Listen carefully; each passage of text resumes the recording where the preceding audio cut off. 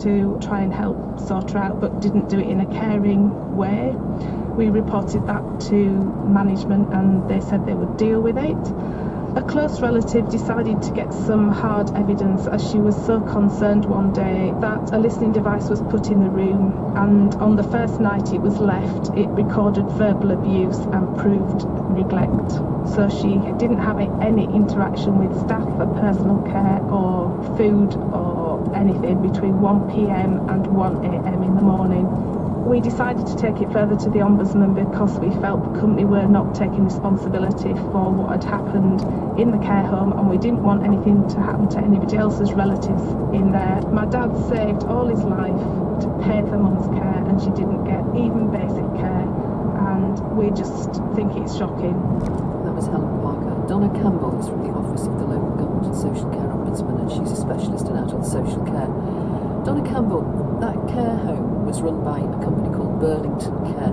They've apologised to the family now and given them £8,600 back that Helen's mum had been charged for the 11 weeks she spent with them. Why do you believe that similar cases are going unchallenged? Hello. Hello.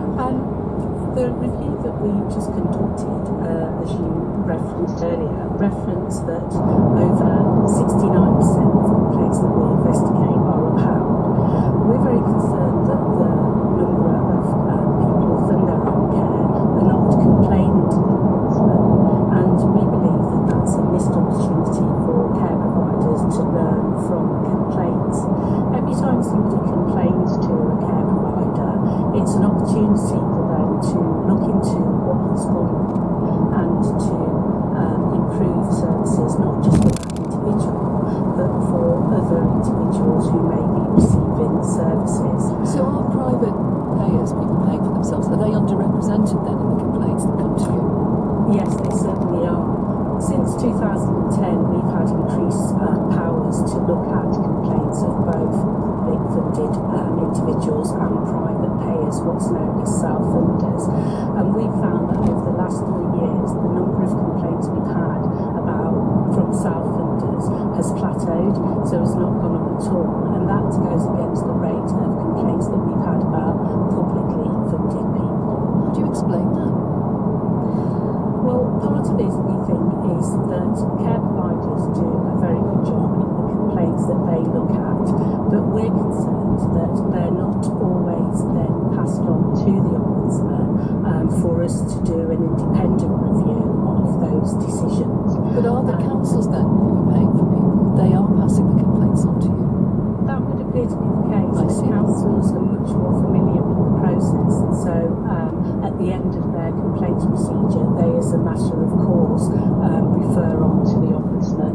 And we believe that some care providers, despite them being requested to from ourselves and from different publication, that they are potentially forgetting to refer on to the Ombudsman.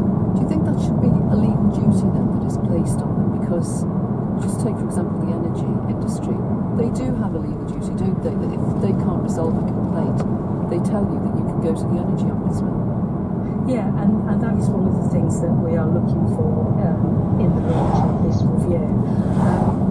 Clearly the government have spoken for several months and years now about a reform of adult social care, and what we would like to see is that care providers are told to refer to both themselves when somebody is unhappy with the services they're receiving, and then to the Ombudsman, and that in that way there will be a level playing field, because what happens at the moment is there's a potential for a greater burden to be placed on those providers who are conscientious and do signpost to us, whereas maybe the weaker operators are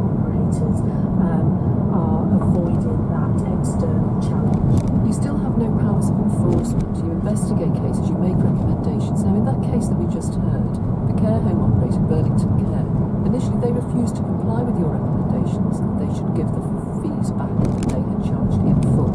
How were they persuaded to do it in the end? In the end, what we have to do is publish what's known as an adverse findings notice. But to be clear, it is very rare that we have to go take those measures.